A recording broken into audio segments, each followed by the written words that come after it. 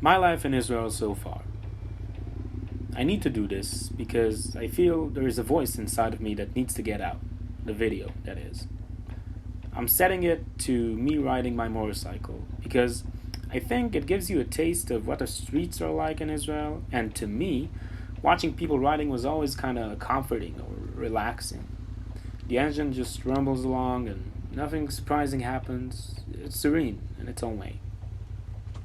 I'd like to tell you about things I remember.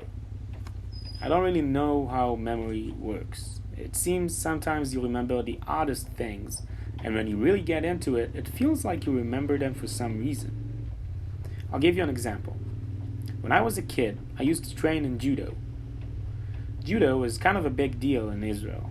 I mean, it's not as big as anything that gets played with a ball, especially soccer, but the sport does have some renown in Israel, mostly because of Eric Ze'evi, who most people around here remember since he went to the Olympics.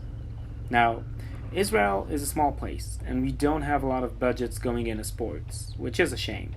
So, for someone to make it to the Olympics, that's a big deal. I was probably 9 years old, and my mother sent me to the judo class at the local YMCA. Is that what you'd call it in English? I think I only ever heard a word used in a song by the village people. I meant the local community center, as you probably imagined. The class had an odd collection of students. There were children from anywhere between 8 and 12, and those ages matter, because that's exactly the time kids start growing out. You know, they have that growth spurt, and their shoulders broaden, chests start to puff up. Now, I was kind of a puny kid. I didn't really grow up until I was about 16.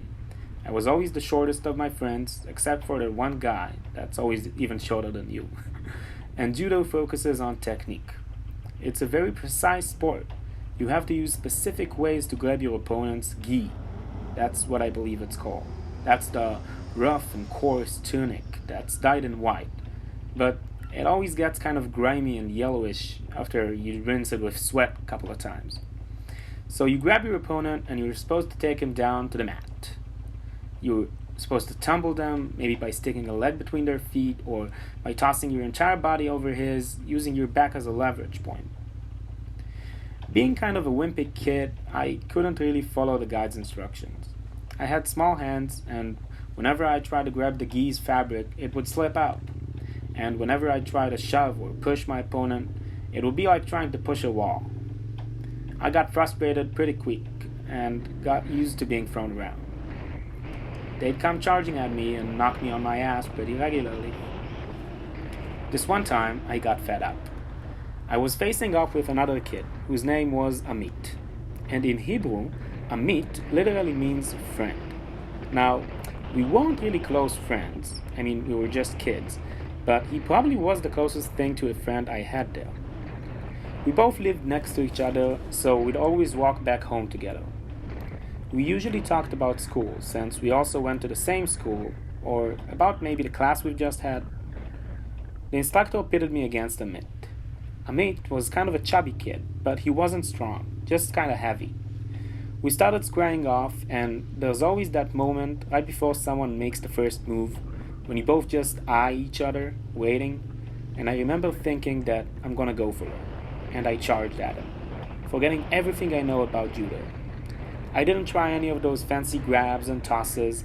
I just jumped at him with my arms spread and hugged him. Now, I wasn't strong, but I was persistent. Once I had my arms around his belly, I clasped my fingers, intertwining them so they wouldn't slip. Now, Amit was confused. He didn't expect that, because it wasn't an actual move, and he didn't know how to react. So he just shouted, with his hands wiggling beneath the point where my arms surrounded him. Not fair! That was just enough time for me to figure out my next move.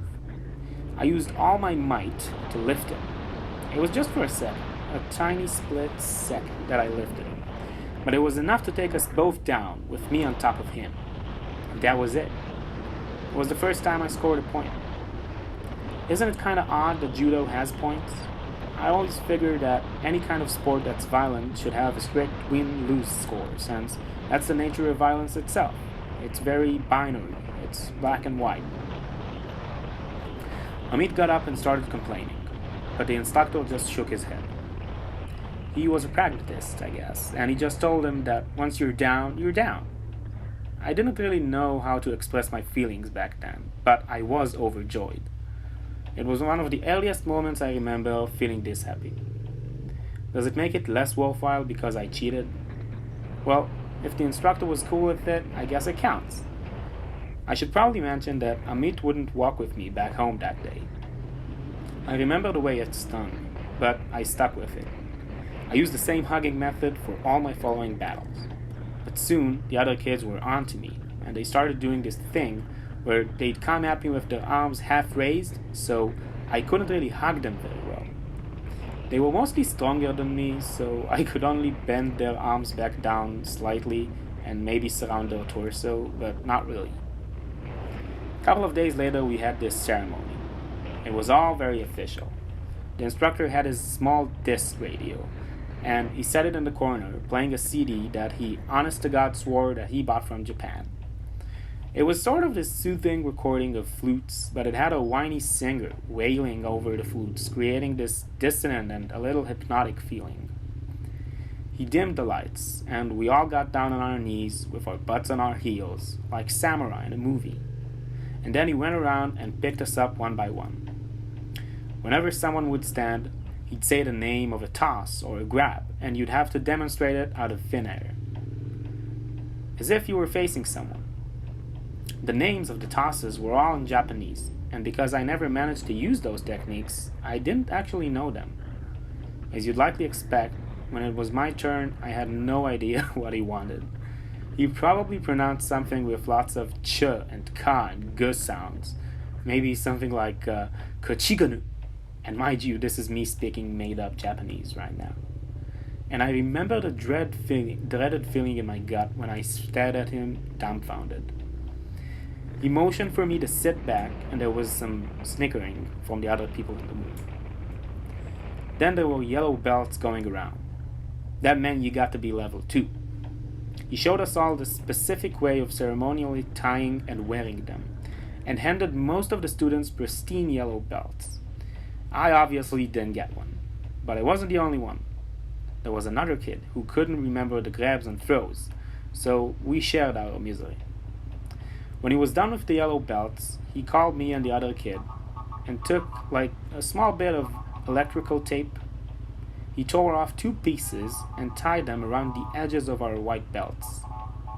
Now you guys are mid-level, he said, but he wasn't fooling anyone. We knew that we were the class's laughingstock, and kids can be mean, very mean. I don't remember much else from that judo class. Thank you for listening.